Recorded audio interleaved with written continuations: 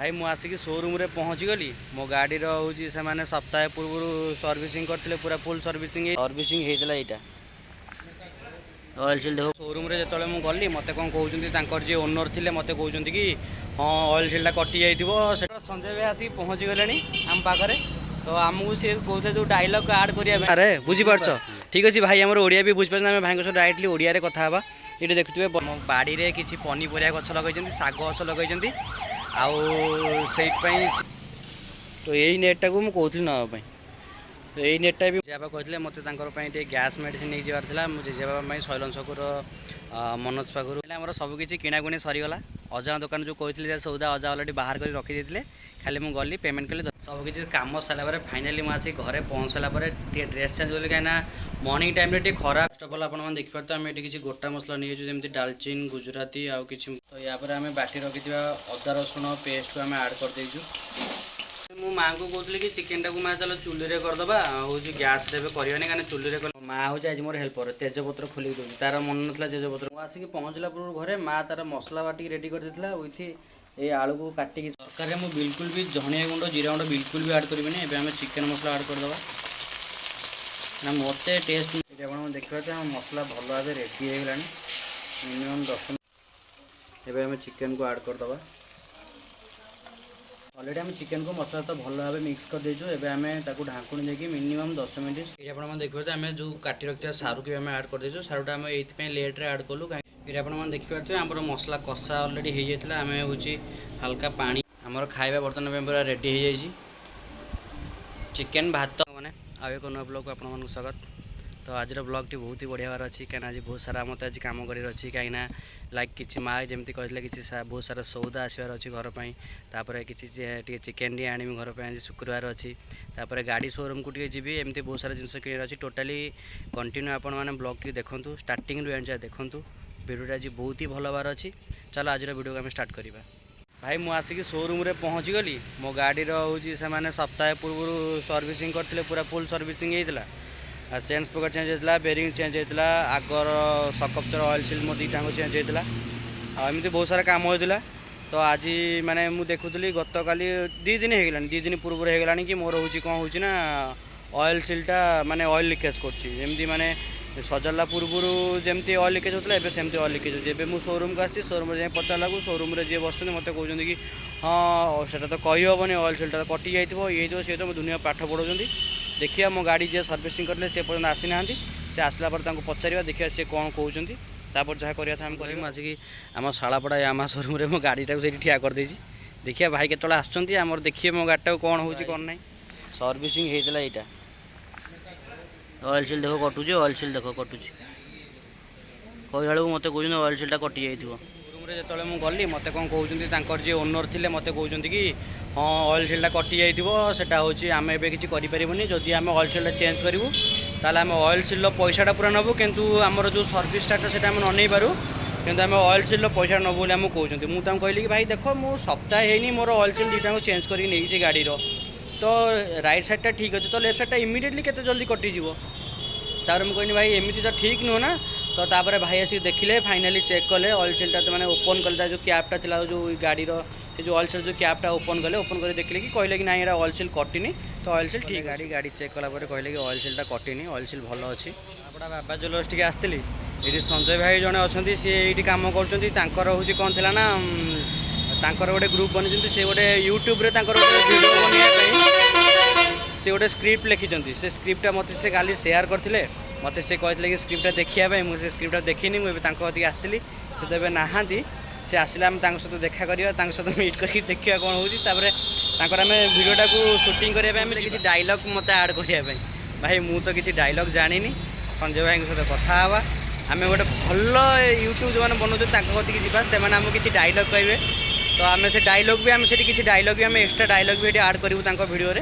तो सी जब कहे आम से भिडियोटा आम से आम शूटिंग जावा नियर बाय भल भल प्लेस अच्छी तो से जगह को आम जा शूटिंग खाली आम अपेक्षा कर सी आसिले आम सहित कथा कथा के कौन शूटिंग हम कौन हम से आमको कहला आम शूटिंग पहुँची गले आम पाखे तो आमको सी कहते जो डायलॉग आड करने तो मो हिसाब से मुझे किसी डायलॉग जानी तो संजय भाई उपर मुझे छाड़ दूसरी सी डायलॉग केमी कौन आड करेंगे कौन ना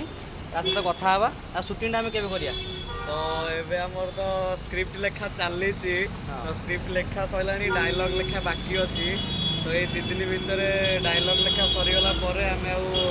3-4 दिन भितर शूटिंग स्टार्ट करूँ तो आपण मैंने भी देखिए आम नुआ वीडियो आसची ओके भाईंकर नुआ बहुत भल वीडियो आसची मिनिमम 10-15 मिनट गोटे भल वीडियो रहिबो आउ स्क्रिप्टा बहुत ही भल अच्छी गोटे माने गाँवली पूरा हम स्क्रिप्टा गाँवली विथ सहरी पूरा क्लिप्टा अच्छी माने स्क्रिप्टा अच्छी बहुत ही भल अच्छी तो पूरा वीडियोटा देखिले आपण मैंने जानीपारे यूज आम संजय भाई ये सालबड़ा बाबा जुलस पाख ठिया देखिले जड़े भाई आमर आस बहुत सारा भाई आम राजस्थान आसती ओडिशा भल बिजनेस कर देखिए बहुत सारा भगवान को मूर्ति रखी है हम जैसे पूछ रहे थे क्योंकि उनको ओडिया समझ में नहीं आ रहा है बोल के मैं हिंदी में बात कर ओडिया समझ में आ रहा है बुझी पार्छ ठीक अच्छे भाई आम ओडिया भी बुझी पार्छ भाई सहित डायरेक्टली ओडिया कथा हाँ ये देखुए बजरंग बाली मूर्ति अच्छी साई बाबा मूर्ति अच्छी कृष्ण मूर्ति अच्छी ये बहुत सारा भेराइट भी भाई को बाहर अच्छी भाई ये कौन केमती प्राइस रोच यार ये 50 100 150 200 300 400 तो ये नॉर्मली ये केते टका कौन रोची এটা পড়িব 250 250 টাকা 250 এই 250 এই 150 এইটা কোন মূর্তিটা কি লক্ষ্মীଙ୍କର হ্যাঁ এটা সরস্বতীଙ୍କର সাইজ ছোট সাইজ কেতে টাকা 50 টাকা ओके ओके भाई बारे बहुत सारे भेराइट এটা কোটারে তৈরি কো ইয়ে কো ম্যাটেরিয়াল তৈরি এটা হোয়াইট সিমেন্ট রে ओके ओके भाई जी सारा सब मूर्ति नहीं कि आसछन्ती सब हूँ व्हाइट सीमेंट रे ही तैयारी करछन्ती भाई पूरा बढ़िया भाव में मेड कर बहुत भल भाव में आर्ट कर देखी पार्थे आपण मैंने भाई आप सब आड़े जाऊँ ना खाली शालबड़ा मार्केट भाई सबू गाँव को जाऊँ जदि आप चाहूँगी किणापी तो भाई बहुत सारा गाँव को जाऊँ आप डायरेक्टली भाई सहित जिनस देखिए केमती कौन रेट अच्छी देखिए आप किनीपारे सब जिन वीडियो स्टार्ट करा आपड़ी कि माँ मत बहुत सारा जिनस कहते नहीं जावाई जमी मत कहते कि आम बाड़ी में किसी पनीपरिया गछ लगे शाग गछ लगे आई सी मत कहते कि माने हूँ कौन कहल जो ग्रीन कलर जो नेट आसुने कि जो आम बाड़ी चारिपटे दिया जोटा कि आम गोरु गाई छेली मैंने न पशियापाई तो मत से बापा कहते नहीं जावाई माँ भी कहते नहीं जावाई से दुकानटा बापा मत कहते घर को आसती मत दुकानटा कहते घसपरा मार्केट रे कौट गोटे दुकानटा मत लोकेशन कहते बट से लोकेशनटा मुझे जानीपारूनी बापा को फोन कर पचारे से लोकेशनटा कौटी कहला पर जाए जिनसा नहीं जी से जो कहते हार्डवेयर दुकान जो नेट नापी से फाइनाल दुकानटा आमको मिलगला जोटा कि आम कबल ऑफिस रहा कबल ऑफिस पूरा फ्रंटा हूँ भाई दुकानटा अच्छी तो यहाँ हूँ भाई पूरा हार्डवेयर स्टोरटा अच्छी पूरा सब जिन आवेलेबल तो यही नेटा को मुझे कहती नापी तो यही नेटा भी मोर पसंद है आ गोटे नेट से बाहर कर देखा कौन हो जोटा अधिका मोटा थी कि कौन से देखुं गोटे जदि यार केजी 175 टका रोज से कहते 180 टका खन थी जो देखुं भाई जब है तो मुझे नहीं जी आटा कौटी पदनपुर भाई घर हूँ एक्चुअली पदनपुर से दुकानटा हूँ घसपुरा आमर कबल ऑफिस सामनाटा पूरा बहुत बड़ हार्डवेयर स्टोर सब जिन अवेलेबल ए टू जेड देखिपार ये मैंने सब जिन ए टू जेड नेट टू आरम्भ करके रसी टू आरम्भ करके सब जिन अवेलेबल प्लास्टिक वेयर पद रखी जीआई वेयर यहाँ सब जीआई वेयर अच्छी आमर बाइडिंग वेयर अच्छी तसला वगैरह सब अच्छी जरी त्रिपाल अच्छी जरी अच्छी गाँगुला सब भेराइट आवेलेबल भाई सप्रे भाई से मो कम लगी मो जरीटा खोजुंट अधिका गेज्र भल नहीं कि कहते मतलब गैस मेडिसिन नहीं जबार था मुझे जेबापी शैलन छकुर मनोज पाखु गैस मेडिसिन नहीं जाइए आंठू फांठू कौन टे बथा होता से मेडिसिन नहीं जाइए तो ये आम शैलन छकर अच्छु फाइनाल मुझे मामू को दुकान को सौदा मुझे जाइली गला बेले सौदा चिठा मामू को दे पड़े कहते मामू सब सौदा टे बाहर कर मुझे गला टे नहीं जी तो ये फाइनाल मामू दुकान जा सब सौदा से जो बाहर कर रखी थे खाली पेमेंट करी सौदा नहीं घर फाइनाल आसिक मुझे शैलन छक विष्णु मामू को चिकेन दुकान पर आसी पहुँची जाइली पहुँचला पचारि स्किन चिकेन हूँ जोटा कि स्किन वाला अच्छी हूँ 170 टका आ विदाउट स्किनटा अच्छी 180 टका देखिए मुझे तो स्किन वाला खाइते मतलब पसंद लगे घर भी पसंद करते आम विदाउट स्किन नवा सबकि किणाकुणी सरीगला अजा दुकान जो कहते सौदा अजा अलरेडी बाहर कर रखी देते खाली मुझे गली पेमेंट कली धरिकी पलि आसली आ सबकि जिनस नहीं आसला फाइनाली आम ए घर को जावा माँ जब किसी रोसे तो किसी होनी तो कहीं चिकेनटा मुझे नहीं जाऊँगी चिकेन नहीं पहुँचला जाए रोसेस हम रोसेस है जाए खिया हम से मैंने एति समय भितर मुझे आसला भितर माँ अलरेडी मत 4 थर खंडे कल कर सारे केतले आसबू ये जिन आणबू से जिन आणबू से जिन आणबू मतलब से बारंबार रिमाइंड कर चलती तो फाइनाली କିଛି କାମ ସାରିଲା ପରେ ଫାଇନାଲି ମୁଁ ଆସି ଘରେ ପହଞ୍ଚିଲା ପରେ ଟିକେ ଡ୍ରେସ୍ ଚେଞ୍ଜ କଲି, କାହିଁକିନା ମର୍ଣ୍ଣିଂ ଟାଇମ୍ରେ ଟିକେ ଖରା କମ୍ ଥିଲା, ମେଘ କାହିଁକିନା ୱେଦର୍ ଯାହା କହୁଥିଲା କି ମେଘ କିଛି ହେବାର ଥିଲା, ତ ସେଥିପାଇଁ ମର୍ଣ୍ଣିଂରେ ପାଗ ଟିକେ ମେଘୁଆ ପାଗ ଥିଲା। ତ ଏବେ ଆସିଲା ବେଳେ ବହୁତ ଜୋରେ ଖରା ହେଇଯାଇଥିଲା, ତ ବହୁତ ଜୋରେ ଗରମ ହେଉଥିଲା। ଆସିଲା ପରେ ରୁମ୍କୁ ପହଞ୍ଚିଲା ପରେ ଟିକେ ଡ୍ରେସ୍ ଫାଷ୍ଟ ଚେଞ୍ଜ କରିଦେଇଥିଲି, ତାପରେ ଡ୍ରେସ୍ ଚେଞ୍ଜ କରି ଟିକେ ବସିଛି। ତ ଆସିକି ପହଞ୍ଚିଲା ପରେ ଆଉ ଗୋଟେ ଇଏ ହେଇଯାଇଛି, କାହିଁକିନା ମୋତେ ସବୁକିଛି ରୋଷେଇ ଆସେ। ଫାଷ୍ଟ ଅଫ୍ ଅଲ୍ ମୁଁ ଆସିକି ପହଞ୍ଚିଲା ପରେ ମାଆ ମୋତେ କହୁଛନ୍ତି କି ମାନେ ଏତେ ସାରା କାମ କରିକି ଆସିଲା ପରେ ବି ମାଆ ମୋତେ କହୁଛନ୍ତି କି ଚିକେନ୍ଟା ଆଜି ତୁ ରୋଷେଇ କରିବୁ। ମୁଁ ମନା କରୁଥିଲି, ମାଆ କହିଲେ ନାଇଁ ତୁ ଟିକେ କରିଦେ, ଆଉ ମୁଁ କହିଲି ହଉ ଠିକ୍ ଅଛି ଚାଲ ମୁଁ କରିଦେବି, କାହିଁକିନା ମୁଁ ରୋଷେଇ ଶିଖିଛି, ମୁଁ ଚିକେନ୍ଟା ଏବେ କରିବି। ତ ଆଜି ଦେଖିବା ମୁଁ ଚିକେନ୍ଟାକୁ କେଉଁ ପ୍ରୋସେସ୍ରେ ମାନେ ରେଡ଼ି କରୁଛି, ଆପଣମାନେ ବି ଦେଖନ୍ତୁ ଆଉ ଭିଡ଼ିଓଟିକୁ ଭଲ ଭାବରେ ଏନ୍ଜୟ କରନ୍ତୁ। ଦେଖିପାରୁଥିବେ ଆମର କଢ଼େଇ ଏବେ ଗରମ ହେଇଯାଇଛି, ଆମେ ବି ସୋରିଷ ତେଲ ଆଡ଼୍ କରିଦେଇଛୁ। ଆପଣମାନେ ଦେଖିପାରୁଥିବେ ଆମେ ଏଠି କିଛି ଗୋଟା ମସଲା ନେଇଯାଇଛୁ, ଯେମିତି ଡାଲଚିନ୍, ଗୁଜୁରାତି ଆଉ କିଛି ମସଲା ସବୁ ଆମେ ଫାଷ୍ଟ ଅଫ୍ ଅଲ୍ ଅଏଲ୍ରେ ଆଡ଼୍ କରିଦେବା। ଟିକେ ହେଇ ଆସିଲା ବେଳକୁ ଆମେ ତାପରେ କାଟି ରଖିଥିବା ପିଆଜ ଆମେ ଆଡ଼୍ କରିଦେବା। ମୁଁ ହିଁ କରିମି ଆଜି, ମାଆ ସବୁ କାଟି କୁଟାଇ ରେଡ଼ି କରିଦେଇଛି, ମୁଁ ସବୁ କରିମି ଆଜି।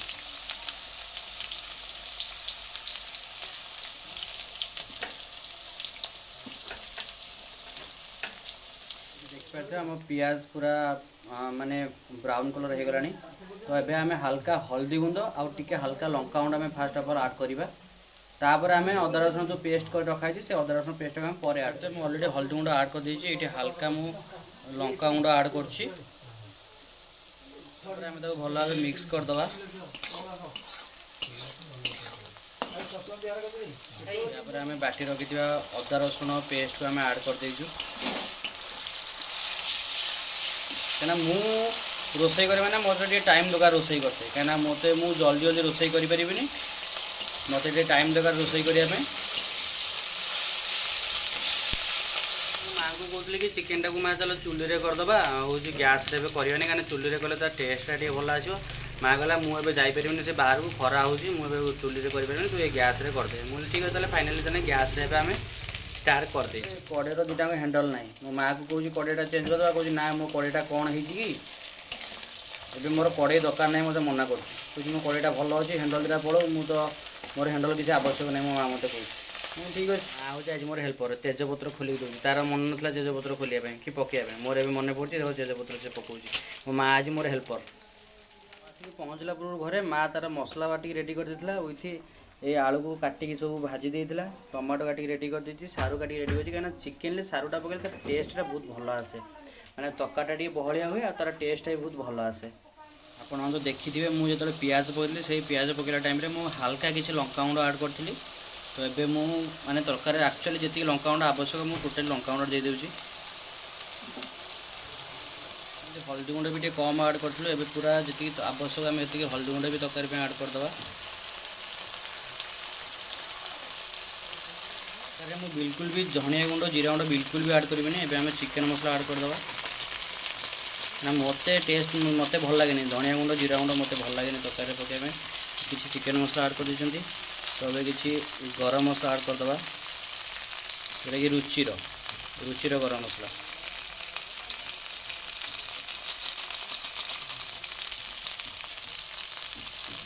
ତାପରେ ଆମେ ଭଲ ଭାବେ ତାକୁ ପୁରା ମିକ୍ସ କରିଦେବା। ଏବେ ଜଣାପଡ଼ିବ ତରକାରୀର କଲର୍ଟା ପୁରା ହେଭି ଆସିବ। ଆମର ସବୁକିଛି ମସଲା ଏବେ ଆଡ଼୍ ହେଇଯାଇଛି,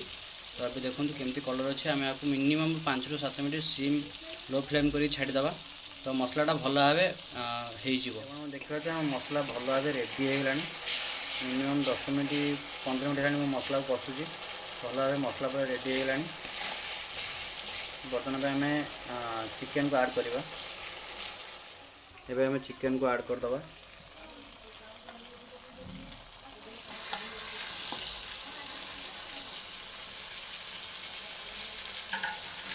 ଆଳୁଟାକୁ ଆମେ ଟିକେ ପଛରେ ଆଡ଼୍ କରିବା, କାହିଁକିନା ଆଳୁଟାକୁ ଅଲରେଡ଼ି ମାଆ ମାନେ ଡିପ୍ ଫ୍ରାଏ କରିଦେଇଛି, ତ ଆଳୁଟାକୁ ଟିକେ ଆମେ ପଛରେ ପକାଇବା। ଭଲ ଭାବେ ମିକ୍ସ କରିଦେବା।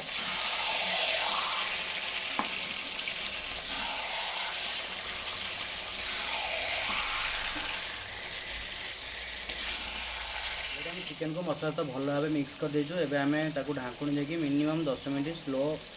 ଫ୍ଲେମ୍ରେ ଆମେ ତାକୁ ଛାଡ଼ିଦେବା। ସିଝି ହେଇଯାଇଛି କିନ୍ତୁ ଗୋଟେ ଜିନିଷ ଭୁଲି ଯାଇଥିଲେ ଯେଉଁଟାକି ଆମକୁ ଟେଷ୍ଟ କରାଏ ଲୁଣ ଭୁଲି ଯାଇଥିଲେ ଏବେ ଲୁଣ ପକାଉଛି ମା ଆଉ ଟିକେ ପକାଅ। ଆପଣମାନେ ଦେଖିବେ ତ ଆମେ ଯେଉଁ କାଟି ରଖିଥିବା ସାରୁକୁ ବି ଆମେ ଆଡ଼୍ କରିଦେଇଛୁ ସାରୁଟା ଆମେ ଏଇଥିପାଇଁ ଲେଟ୍ରେ ଆଡ଼୍ କଲୁ କାହିଁକିନା ସାରୁଟା ବହୁତ ଜଲ୍ଦି ସିଝିଯାଏ ତ ସେଥିପାଇଁ ଆମେ ଟିକେ ଲେଟ୍ରେ ଆଡ଼୍ କରୁଛୁ। ଆମେ ଯେଉଁ ଥରେ କଷିଥିଲୁ ଯେଉଁ ଚିକେନଟାକୁ ଅଲରେଡ଼ି ଥରେ ଖୋଲିକି ଘାଣ୍ଟି ଦେଇଛୁ ଚିକେନଟାକୁ ଭଲ ଭାବେ ତ ଆଉ କିଛି ସମୟ ପାଇଁ ଆମେ ତାକୁ ଟିକେ ଢାଙ୍କଣା ଦେଇଦେବା ତ ଭଲସେ ସିଏ ସବୁ ସିଝିଯିବ। ଏଠି ଆପଣମାନେ ଦେଖିପାରୁଥିବେ ଆମର ମସଲା କଷା ଅଲରେଡ଼ି ହେଇଯାଇଥିଲା ଆମେ ହେଉଛି ହାଲକା ପାଣି ଏଠି ଆଡ଼୍ କରିଦେଇଛୁ ବେଶୀ ବି ପାଣି ଦେଇନୁ କାହିଁକିନା ବେଶୀ ପାଣି ଦେଲେ ଭଲ ଲାଗିବନି ଆମେ ହାଲକା ପାଣି ଏଠି ଅଲରେଡ଼ି ଆଡ଼୍ କରିଦେଇଛୁ। ଆଉ କିଛି ସମୟ ପରେ ଆମେ ଚିକେନ୍ ହେଇସାରିଲା ପରେ ଆମେ କିଛି ସମୟ ଆଉ ଟିକେ ସମୟ ଫୁଟି ସାରିଲା ପରେ ଆମେ ହାଲକା ୟାପରେ ଖାଲି ଟିକେ ଗରମ ମସଲା ପକାଇ ଢାଙ୍କିଦେବା ତାପରେ ଆମେ ଖାଇବା ବର୍ତ୍ତମାନ ପାଇଁ ପୁରା ରେଡ଼ି ହେଇଯାଇଛି। ଚିକେନ୍ ଭାତ ଟାଇମ୍ ନଥିଲା ବୋଲି ବେସାରା ଆଇଟମ୍ ମା କିଛି କରିନି ଯାହାକି ବାଇଗଣ ଆଉ ହାଲକା ବଡ଼ି ପିଆଜଟେ ଦେଇ ଛେଚି ଦେଇଛି କାକୁଡ଼ି ପିଆଜ ଚିକେନ୍ ବାସ୍। ଆଜିର ବ୍ଲଗ୍ଟି କେମିତି ଥିଲା ଆପଣମାନେ କମେଣ୍ଟ ମାଧ୍ୟମରେ ନିହାତି ଭାବରେ ଜଣାନ୍ତୁ ଆଉ ମୋ ଚ୍ୟାନେଲକୁ ଲାଇକ୍ କରନ୍ତୁ ଆଉ ମୋ ଚ୍ୟାନେଲକୁ ଆପଣମାନେ ସାଙ୍ଗମାନଙ୍କ ସହିତ ସେୟାର କରନ୍ତୁ। ତ ଆଜିର ବ୍ଲଗ୍ଟିକୁ ଆମେ ଏଇଠି ଏଣ୍ଡ ଅପ୍ କରୁଛୁ ପୁଣି ଦେଖା ହେବ ନେକ୍ସଟ ବ୍ଲଗ୍ରେ।